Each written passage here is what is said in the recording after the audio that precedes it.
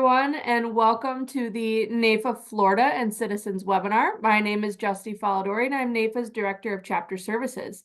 Today, I'm serving as host for Zach Levin, NAIFA Florida's chapter executive, as he could not be here today due to a meeting with the DOI, but he does send his regards. A few notes for today's meeting. First, we are recording this meeting for anyone that wants to go back and watch it again. Second, if you have any questions throughout the meeting, please put it in the Q&A function on Zoom instead of the chat box, excuse me, so we can clearly see your questions. Finally, if you would like the slides for today's meeting, please reach out to Zach after the meeting and we will send those over to you. And I'll put Zach's email in the chat box here shortly. Thank you today for attending, and I will hand it over to NAIFA Florida's president, Maureen Kirchhofer. Maureen? Oh, you're on mute, Maureen.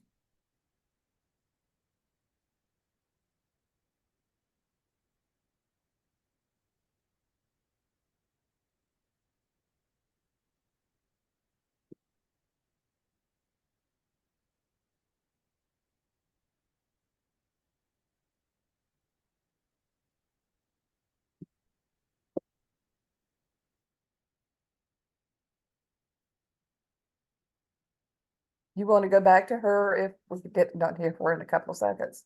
Okay, can you hear me? Yep. Good. Sorry about the picture. I had it on video and this is what happened last minute.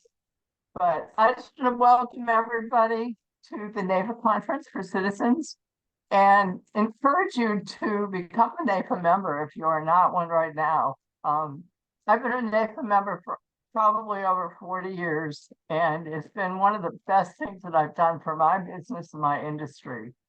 If you're a member, you can have access to the wonderful things that our leaders are doing for us in Tallahassee and in Washington, and you can have your voice heard as part of it. It's so important. There's wonderful education programs going on now. And recently, if you're not aware of it, NAIFA and FSP joined together. So there's another level of information that you can become part of. It is so important to be a member today. There's so many issues. I'm sure being with Citizens, you know some of the issues that we have in Florida. The people that I talk to, my friends, everybody is always talking about their insurance and what they can do to fix it. And I think you're here to fix it. So I just want to welcome you and hope you have a wonderful conference and enjoy the rest of the day. Thank you.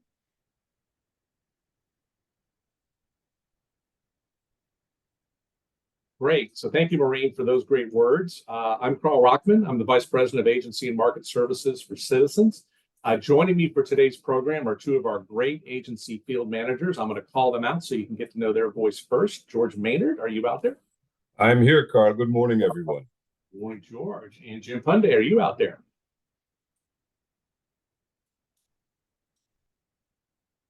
We are confident Jim will join us at the appointed time.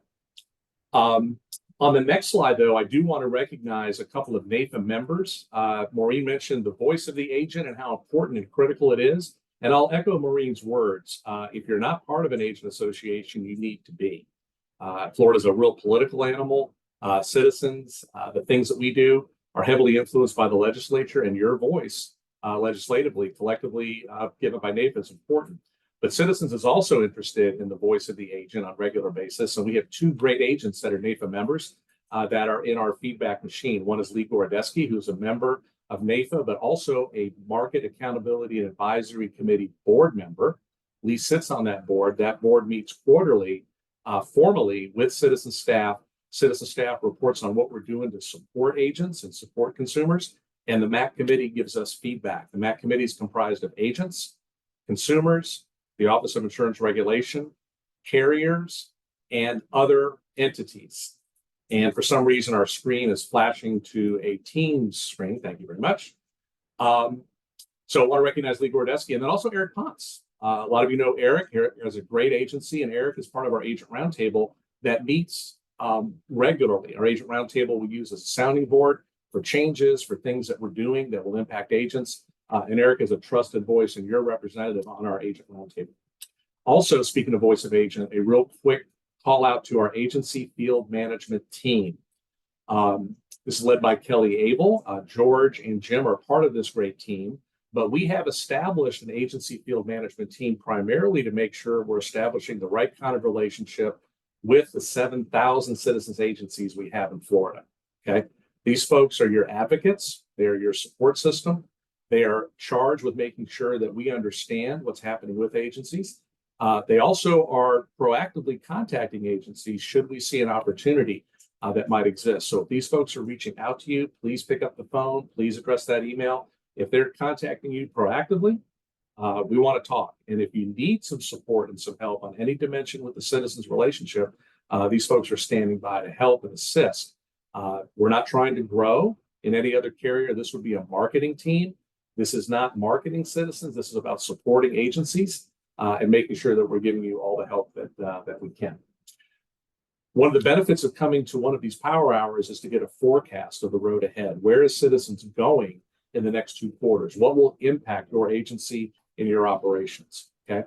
We're just coming out of the month of July.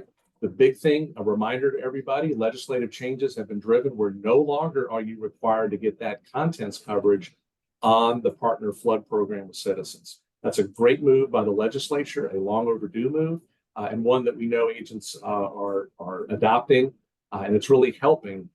If flood's required, the fact that contents isn't on there, particularly with those new contents rates, that's eased a little bit of the burden. Flood's still required on 600,000 and above anywhere in Florida, and obviously in high hazard zones, but no contents anymore. E&S participation in DPOP, I'll cover this a little bit in a second with Q4, but DPOP, E&S carriers are now available to participate in DPOP, but only for our non-primary residence book of business. Okay, so more on that in a minute. And then I'll cover 3+ appointments in just a second, what impact that's having, a requirement that you have 3 appointments to be a Citizens appointed agent. July and August, we're also going to talk EasyLinks rollout. I'm going to have details for you on that in a minute. And then a quick heads up, starting in August and September, we're going to go through multi-factor authentication for Policy Center. All right, very important. What does this mean? A good solid ID, a good solid email address in our My Agency system. A lot of you have been through MFA before. We're going to use email, not cell phone, for MFA. So know that Citizens is going to be doing that in August. We know other carriers have done it. Our goal is to minimize the turbulence involved in that rollout. Q4, very quickly, DPOP, DPOP, DPOP, DPOP, DPOP. And I'll say it again, DPOP. We are anticipating overwhelming demand from carriers on depopulation in Q4. The wind holds, the markets are improving, the carriers have capacity, and Citizens has a record number of policies that are available to be depopped. All right. So be ready. It's very quiet now because no one's depopping during hurricane season. But Q4, we're anticipating a lot of activity. And depop doesn't happen without an agent. Okay, we need you at the center of that, and we know you are all committed to make sure that process goes as smoothly for your policyholders as possible. Okay. Very quickly, I'm going to cover the highlights. Clearinghouse program, I covered this with EasyLinks, just a very, very quick update. We obviously sunset the old Clearinghouse platform a year ago. We are in the interim stages where you folks are validating proof on different raters. We are now getting ready and are standing up the new Clearinghouse platform in partnership with EasyLinks, right? A reminder that the Clearinghouse program is statutorily driven, okay, but it is intended for Citizens to provide a platform, which is EasyLinks, that facilitates consistent enforcement of our premium comparison eligibility rules and to allow Citizens carriers to present their offered premiums. That's what this tool does.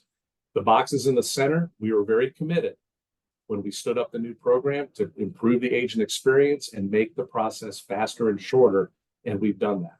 We've also improved the carrier reach on the platform. EasyLinks has 18 property companies. 18. That doesn't mean you get access to all 18. But if you're appointed with 9, you're appointed with 4, if you're appointed with 3, you're going to be able to and have to bounce off those quotes with your appointed carriers. All right. So this will give us really good integrity at point of sale across all markets that agents appointed with that are on EasyLinks. And we're looking forward to the impact that's going to have. Okay. On the next slide, A reminder on the communication that we've done, an initial communication back in May, a training reminder in June, and the next slide will show the training programs that we've done. Now, there's still a chance, July 26th, okay? Thursday, you have an opportunity. There's 2 more classes on what this is all about, what the new clearinghouse is, what EasyLinks is all about. I encourage you, if you haven't gone to a class yet, jump in that one of those 2 live webinars. We also have an on-demand module. We have the webinars recorded. So you have access to what I would call the story, how to do it, how to work it, how to make sure you understand what we're looking for, okay? We also are rolling out EasyLinks very sequentially and very deliberately, okay? Thank you. We are just now at the early stages of this. I don't want to make any headlines today, but we're being very deliberate about our rollout. If you haven't gotten your EasyLinks credential, let not your heart be troubled. You should be seeing that credential probably in the next 3 to 4 to 5 weeks, right? And we look forward to having you get access to the system and then obviously giving us some reaction to it. But a reminder that in this stage, the eligibility check is still going to be manual. You're not blocked on the center, and you're still going to submit EasyLinks proof as your proof of eligibility. Okay. In 2025, January 2025, we're going to be mechanizing this whole thing where you won't be able to get into Policy Center unless you've started an EasyLinks for certain policy forms: homeowner, dwelling, condo. Okay, it'll behave like the old tool, but right now we need everybody that once you get your credential, get on EasyLinks, run those scenarios, make sure your price points are correct, given the 20% rule. Okay, manual for now, mechanized later. All right. Next, the last thing is the 3+ appointment rule. We get a lot of questions on this new rule. By now, all of you should have heard that it's now a requirement that you have 3+ admitted market appointments to maintain your citizen's appointment or to obtain a citizen's appointment. Most agents are in great shape. If you are light on your appointments, you should be hearing from us and have been hearing from us. This is a statutory change, and this is an example of a statute. The next slide will show the agent impact so far. We have 838 agents out of 14,000 agents that are appointed with us. Okay. Where they're going to need to do something. So this is a very manageable number, 838 agents, and you'll see at the top of this slide, under personal residential, while 491 agents are impacted, only 267 have at least one policy with Citizens. So this 3+ appointment rule, most agents are able to get the qualifying appointments. We might have a few agents that won't, but we're going to be in close contact with every agent impacted. You will not get terminated by email. We're going to be in a lot of conversations with agents if you're light on this appointment, making sure you understand it and doing what we can to make sure you're as protected as you can be given the new rules. Okay, so we're all over this, but if you're impacted by this, you should be hearing us by now. If you think you're impacted, check your DFS appointments, make sure you have 3 admitted property carriers, and you should be fine. This is our communication plan that we've been rolling out. But again, our goal is, even if you're light on appointments, even if you don't have the qualified appointments, you have the ability to move that book to another agent in your agency. If you're the only agent in the agency and you can't get the qualifying appointments, we'll take those policies in-house and hold them until you do. And then we'll give them back to you. Okay. So we're not trying to take policies in. We're not trying to take policies away from agencies, but we do have to comply with the statute that says you now need three admitted market appointments under each line of authority to do that line of authority in order to maintain your citizens' appointment. Okay, so we want to make sure we talked about that in today's session. Next is we're going to go now into the rest of the program with George and with Jim. We are welcoming your questions in the Q&A section, not the chat. Please go to Q&A if you have questions on anything I just talked about or anything that George and Jim talk about. We're going to do our best to get back to you.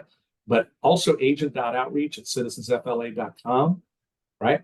That's a great email for anything that we don't get to today that you might have a question on, or if you have a little deeper conversation or need a little deeper response on a question, hit us there and we'll be happy to get back to you and respond. Okay, but Q&A for today's questions, take that email down again, agent.outreach@citizensfla.com, if there's some follow-up or some additional things that you need help with. Okay, so with that, There is a question on EasyLinks. Okay. And the question is in the Oh, Q&A. I'm sorry. Yes, it's in the, yes. Is there, Is there a list of the carriers in EasyLink? Somebody, I think, has got given a response. Yeah, if you'll send us an email, we'd be happy to provide the list of carriers that are in EasyLinks. Yeah, and there is another question. Can we get the link for the July 26th class? And that is on the website under training and then live education. And there'll be a link there on the website directly that you can register. Good questions. Super. Super job. Okay, everybody. I'm now going to turn it over to the great George Maynard, who's going to walk us through some interesting content on underwriting, processing, and tips and tricks. So, George, please take it away. Thanks, Carl. Good morning, everyone. My name is George Maynard, and I'll be discussing some important points about our new business processing and underwriting tips. Carl spoke about EasyLinks and the fact that we are in the process of rolling out this program to all our agents. Many of you are very familiar with the eligibility matrix. This document includes everything it contained in the past, as well as modifications for EasyLinks now being used to aid in establishing eligibility. The first page of the matrix shows you what to do and what is needed to satisfy the required documents for the policy types that are in EasyLinks right now, which are HO3, HO6, DP1 dwelling, and DP3 dwelling. You will be required to run your new business risk through EasyLinks as soon as you have access to it. It will tell you either that there are offers with your carriers inside of EasyLinks or there are no offers. If you receive any offers, you will be required to calculate the 20% rule against the citizen's quote. If it is met, you may proceed by bridging to a citizen's policy in Policy Center. If you receive offers that do not meet the 20% rule, you cannot, and I repeat, you cannot bring the risk to citizen. The EasyLinks detailed quote results page will be a required document to prove either an offer of coverage A or B. This will be separate from your proof of prior coverage, as that will still be required as well. Please refer to this matrix the first few times you walk through the new business policy using EasyLinks. Next slide, please. This slide illustrates that any policy form that is not currently required to go through EasyLinks will be business as usual when it comes to eligibility.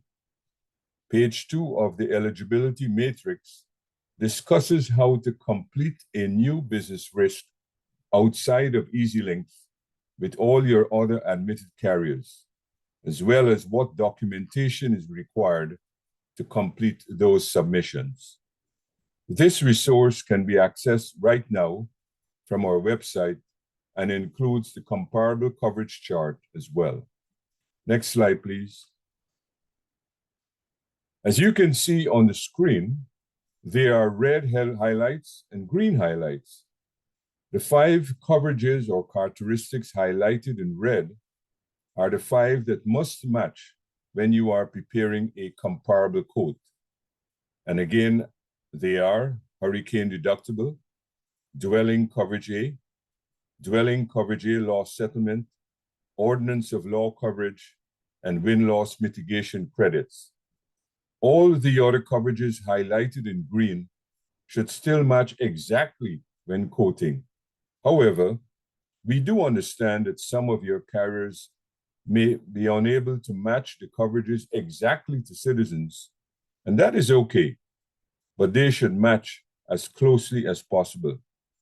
Lastly, I want to show you how we are helping you to remarket your high-valued policies at renewal. Next slide, please. Based upon our ongoing discussions about placing risk outside of citizens and remarketing at renewal, you might be thinking to yourself, how can I sell another risk if it is not less expensive than my current policy?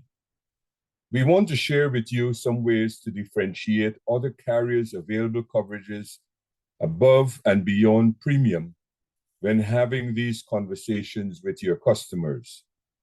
On the screen, you will see several coverages not offered by Citizen that may be offered by the other carriers who are trying to sell you the risk. Some of those coverages include animal liability, increased coverage A, C, and E limits, screened enclosure coverage, and multi-policy discounts, just to name a few. Aside from coverages not covered by Citizens, there are other ways to remarket the business to another carrier. Let's look at some of these programs that I'm sure you're all too familiar with. Next slide, please. Citizens Property Insurance Corporation is required to participate in 3 specific programs that impact the remarketing of your risk. Here is a quick refresher of the programs and how they may impact your customers. Firstly, flood requirements. It is important to note that by 2027, flood coverage will be required for all Citizens policyholders, regardless of dwelling location or home value. Assessment potential. We recently conducted a campaign to have all our agents watch a short video about the assessment potential that all Citizens policyholders may face if we experience a deficit in paying policyholders' claims. Citizens policyholders are subject to the Citizens policyholder surcharge, which can be up to 15% of the policy premium, in addition to the emergency assessment, which can be up to 10% per year, for a total potential assessment of 25% of the policy premium. This recent change took effect from January the 1st, 2024. So please be sure to review our assessments page located on the public website on the Insurance 101 assessments. And finally, non-primary residences. The Florida Office of Insurance Regulation has approved an increase in the capping factor on policies for non-primary residences for new and renewal personal lines business. We will take a deeper dive into these requirements in a little while as well. We have talked a lot about eligibility and remarketing risk. As we know, there are other factors to bringing a risk to Citizens once you determine that it is statutory eligible. We would like to show you some of our favorite resources to help with determining if a risk is eligible or not. Next slide, please. We know there is a lot to learn when writing Citizens business. And because of this, we have created a lot of resources that are very useful. All resources are located on our website, either on our training page or our personal page. Some are even in both locations. While we have quite the library of resources, I would like to point you to some specific resources that we encourage all of you to pull down and look at. I will also show you where to locate these on the next slide, but if you have any trouble finding any of these, please reach out to your field manager and they'll be happy to help you in this regard. The first resource everyone should be familiar with is the underwriting manuals. These include the guidelines and rating rules that we use to govern our business. You will find the exclusions, special handling, and specific rules in the manuals. There is a manual for each product line. They are updated frequently, so being familiar with where they are housed is important, as you will want to access the most current version available.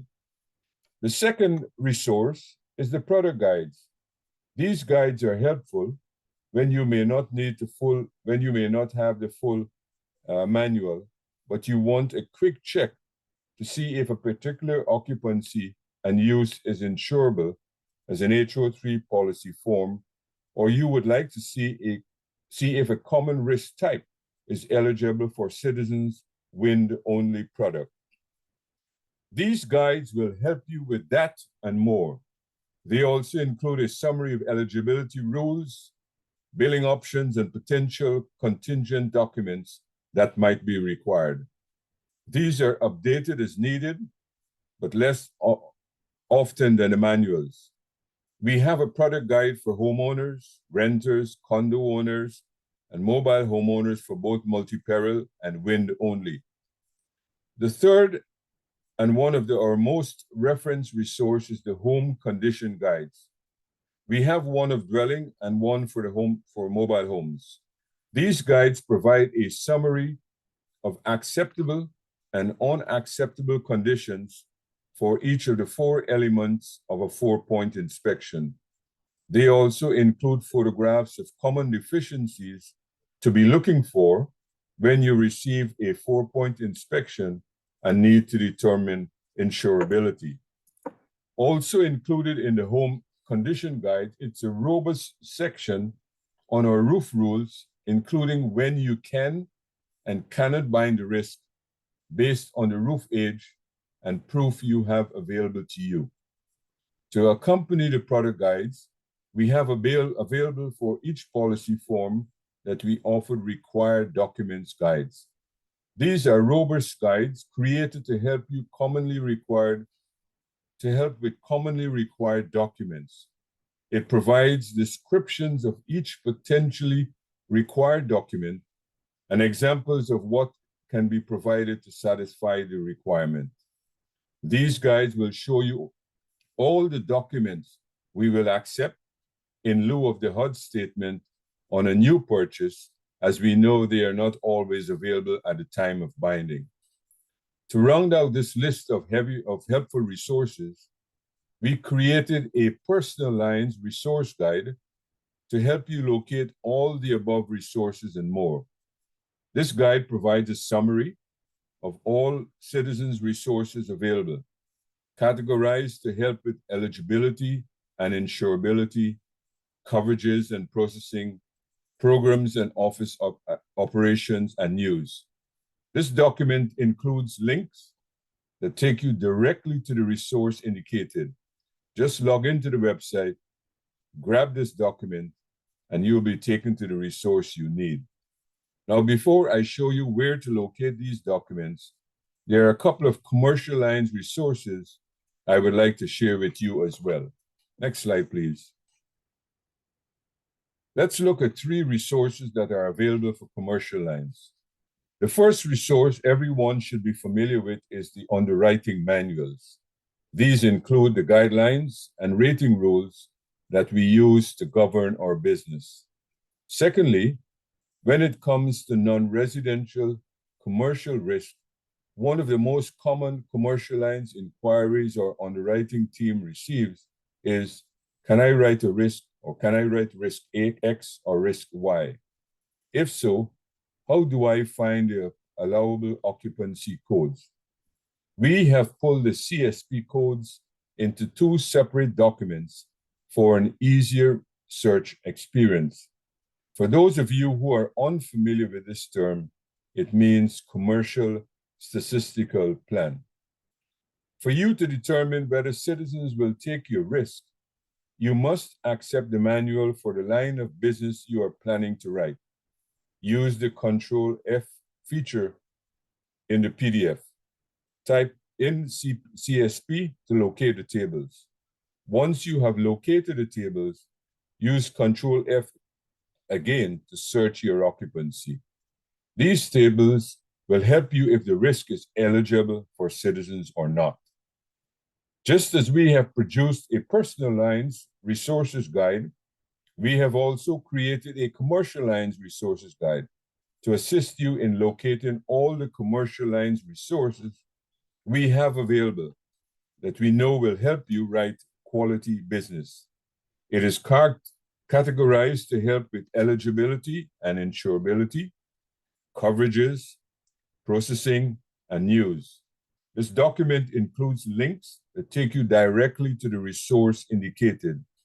Just log into the website, grab this document, and you will be taken to the resource you need. Now, as promised, let's look at where to locate these resources on our website. Next slide, please. Everything we have just talked about is available on one of these three menu titles across the top of the agent portal. In the first instance, you select the word personal. From the menu across the top of the portal, and then select the type of personal lines policy you're looking for to access the underwriting manuals for that type of policy.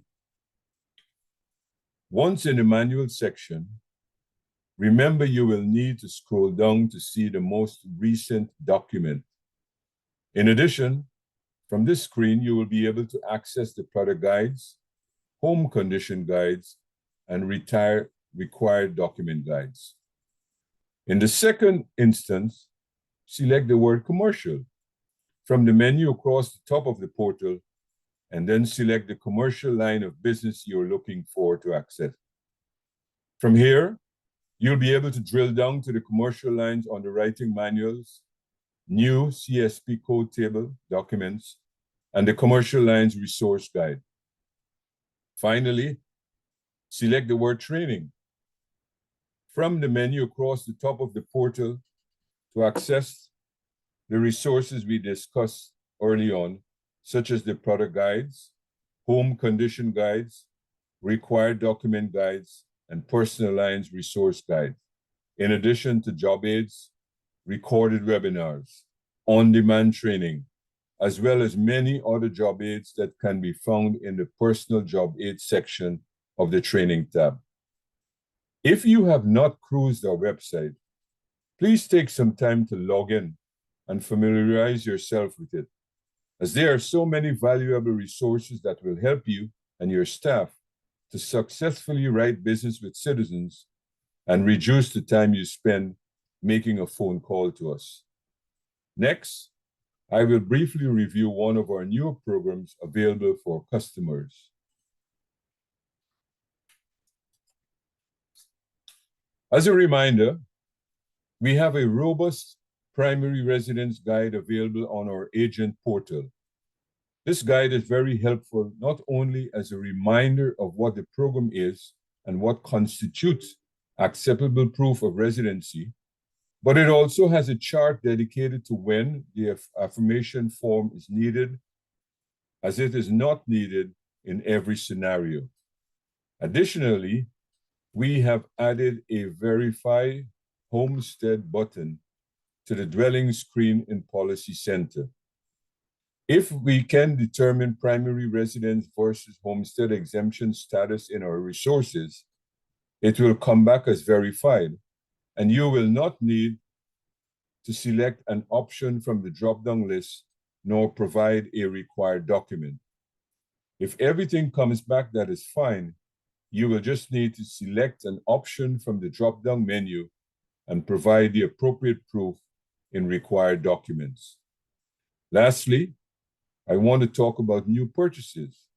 If you know that the dwelling is a new purchase for the insured and they have not established residency yet, but intend to make this their primary residence, you do not have to select the Verify Homestead button at all, and may select New Purchase signed affidavit directly from the drop-down menu. Doing this will allow the system to automatically print the correct affidavit for the insured to sign.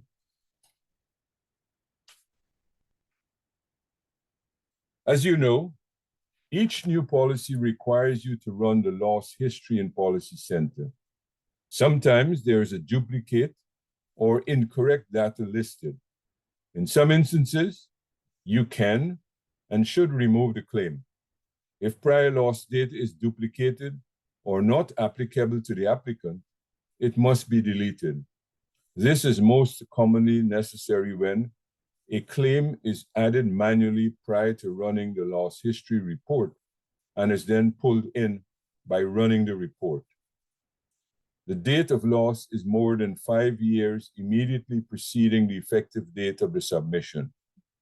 A claim is duplicated on the automated loss history report.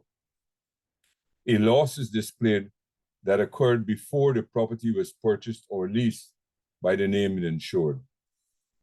Agents should contact the applicant prior to editing or deleting the data that does not directly relate to the duplication.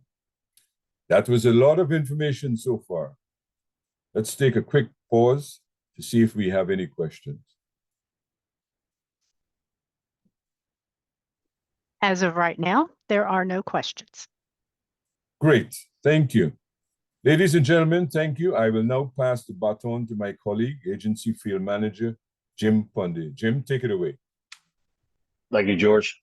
Did you know that Citizens now offers a paperless delivery option for policy documents? What does this mean at Citizens? Well, it means less mail, less clutter, a greener environment, increased convenience for our Citizens customers. Did you also know that we made it easier for you better than ever to sign up a policyholder for this option when writing a new policy? If the customer has an existing policy, all they need to do is have or create a My Policy account, and within My Policy, they can enroll for paperless delivery of documents. Not only will they receive notice when a document is available, they will also be able to access their policy documents electronically. This can come in very handy when they need documents in a pinch, especially during storm season when customers can be displaced or agencies are even closed. The customer can access their My Policy account from a mobile device, pull down their policy information, or even file a claim. Some important notes about our paperless program are, at this time, this option is only available for personalized policy types. Some documents will still be mailed as we legally are required to do so. Example would be cancellation or non-renewal notices. It's more important than ever that your customer's contact information, especially email addresses, is entered accurately and completely in Policy Center. We need your partnership to please help us enroll as many Citizens customers in this option as possible. Next slide, please. As you see on the screen, there's different types of validation messages that you might receive when writing a new policy or submitting policy changes. Some messages have a yellow triangle to the left of them. You click on that. These are warnings that might not have been entered, or maybe there is more explanation needed. A common warning is when the risk is a primary residence and the form is an HO3, and the mailing and property addresses are different. The reason might be that the homeowner has her deck pages and invoices go to her daughters for handling. This is fine. We just need to know about it. This message is a reminder to you to place a note on the policy as to why these addresses are different. So when underwriting reviews the risk, they know and do not need to write out to you and ask. These are not hard stops and can be bypassed by selecting premium estimate a second time. Some messages had a red exclamation point to the left of them. These are hard stops. These might mean that you have something missing to add or something to fix as there is a mismatch. Think deductible accommodations, or that the risk that you're attempting to submit is not eligible for Citizens at all. If it's a fixable error, you will not need to proceed before fixing the area. In either case of the warning or the hard stop, the validation results will advise you as to which screen or tab the error was found on. The screen or tab listed as a hyperlink, you can select it to jump right to the screen and see what you need to add or modify. Before we move on to the servicing, there is one last new topic we want to be sure that you know about. Next slide. Did you know that you can use lender-placed or force-placed coverage as proof of prior? If the insured has lender-placed coverage, it may be used as a proof of prior coverage to avoid a 30-day wait and the no prior insurance surcharge for the customer. However, there is one main thing to keep in mind when using lender coverage as proof of prior. The insured will need to have a 4-point inspection completed within 10 days of the effective date of the policy. Since a lender-placed policy is oftentimes very limited in its coverage, we need to be sure that all the systems of the dwelling are acceptable and insurable working order. Now we will cover with you a couple of servicing points that we feel are important. Next slide. Servicing the policies and underwriting tips. When it comes to depopulation, we understand that sometimes the customer is required to or chooses to be assumed And when they get the official offer from the takeout carrier, the premium for the new policy is much higher than anticipated, and the customer asks what options they have to stay with Citizens. As you know, we cannot remove a policy from an assumption, so at this point, we need to see if they can requalify the customer back into Citizens as new business. All the eligibility requirements we reviewed earlier in this presentation still stand. You have to prove the 20% rule is met and now based on a new Citizens policy against the offer of coverage from the takeout carrier. If you are able to qualify the risk as eligible, this program to return business to Citizens does afford some flexibility when it comes to document submission. We issued a bulletin late last December with all the details for you if you would like to reference it. We know that the policy was just with us and that we may have many of the required documents on file already, so we will allow an exception on uploading some of them to the new policy. This is a form you will need to complete and upload and link in the required document field for the documents you are submitting an exception on. The form is on the screen for reference and is linked within the bulletin. The form requires a few important pieces of information: the prior Citizens policy number, which form or forms you're waiving, and which company assumed that risk. The documents you are able to waive as part of this exception program are photographs, 4-point inspection, roof condition documentation, wind-loss mitt inspection. Next, I want to show you where you can find some of these very, very valuable depopulation resources. On our website, when you log in and access programs, from the top menu bar, then under depopulation, select depopulation resources. Here you'll find access to the depopulation plans, the personal and commercial lines depopulation calendars, copies of the letters that we send out to the customers, as well as all of the carrier's coverage worksheets. We like to point out the carrier coverage worksheets as they will help you and the insured understand that what will be covered on the takeout carrier's policy, what will not be covered or will be covered differently, as well as which coverages can be purchased or increased. In our many conversations, we have found that the customer needs to understand all of these, both when they have a choice to make and when they do not. Next slide. Did you know that we have a tool available for agents to pull single policy loss run reports? This is available within the policy in Policy Center, and you can self-serve on pulling it down when needed.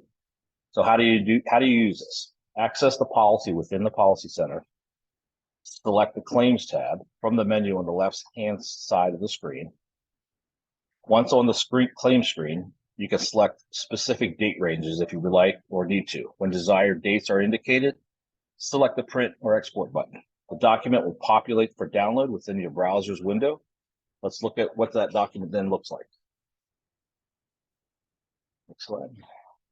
The report shows either the claim or claims filed against the policy, or when no claims are found, and it indicates no claims found printed on the report, as well as the date range for the time period the policy was searched for. Next slide. Now, while speaking of claims, we want to reiterate that this is an agent. It is important in your duty that anytime you are aware of a claim that you report it. We quickly want to discuss third-party liability claims. Any report of bodily injury or property damage to someone other than the policyholder would be considered a third-party liability, and it should be reported to Citizens immediately. You can see some common examples on your screen, like slips and falls, fires that damage neighboring properties, water leaks that damage the neighbor's unit, dog bites to non-policyholders, fallen trees on a neighbor's property.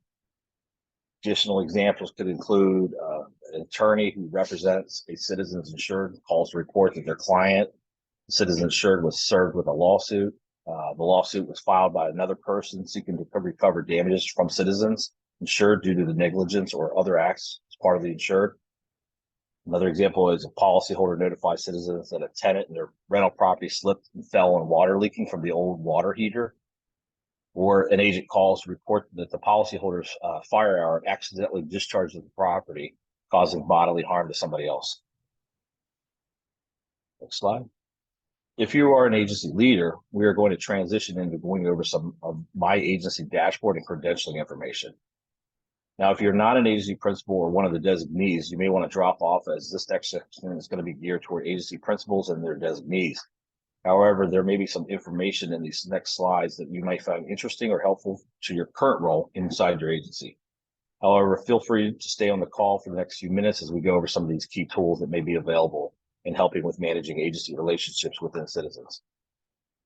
Slide. We discussed remarketing risk a little bit better earlier in the presentation. We wanted to share that we modified the book of business tab in My Agency by adding some of the new fields now to the report. We hope these new fields will help you determine risks you might be able to move out of Citizens, among other renewal and marketing efforts you might already have in place. The new fields we have added are all other perils deductible, hurricane deductible, including a wind exclusion indicator, the year built, year of last roof update, roof remaining useful life, and square footage. Next slide. Lastly, we've discussed this before, but we want to stress the importance and requirement that every member of your agency staff that touches Citizens business in some way should have a Citizens credential. Based on the privacy laws, we need to make sure that we are only speaking with individuals who have a proper authorization to discuss specific policy information with, which is having a Citizens credential. We have the following options for credentialing available. You click on full agent, which is fully appointed agent, will be the agent of record that owns their own book of business. A limited agent, which is an appointed agent that does not have their own book of business, but writes under a full agent inside the agency. A licensed customer service representative can either be set up to write and service only. Either way, they're only writing or servicing under a fully appointed agent within that agency. And last, we have a support staff role, which is a view-only role for staff that views existing business, policy status, and maybe has a need to contact Citizens on behalf of the agent or a licensed customer representative. For how to add or change a staff member's role, please reference the My Agency guide, which can be found inside the agent portal. With that, I'll stop and see if there is any questions before I turn it back over to Carl Walkman.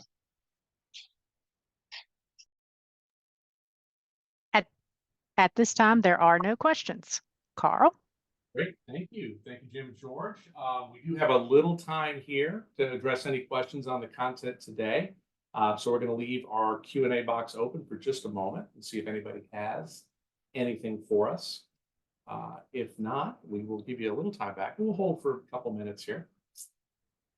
Good guidance from George and Jim, particularly that returning depop. I think that's one of the things that I know agents may not have big awareness on. And with the volume of depop that we are doing and are continuing to do, it's important that you understand some customers are eligible to come back under certain conditions.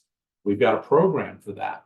Okay, so please make sure that if you take anything away today, understanding those returning depop rules will be very, very important for you. Okay. All right, we are monitoring the question box. We'll give it just another 30 seconds, make sure everyone's good. Nothing so far. Yeah. Kelly, why don't we flash up that agent outreach email one more time? If anyone has any questions or thoughts, obviously your agency field managers contact information is being flashed right now. And then that outreach mailbox is also available to you. Okay. Sorry, let me get that for you.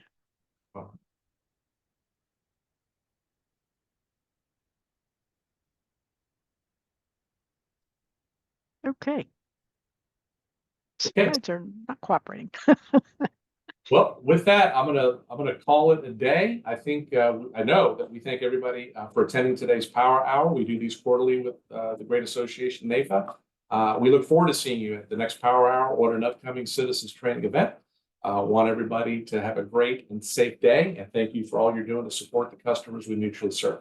With that, we'll call it a day. Look forward to seeing you soon. Thank you. Thank you.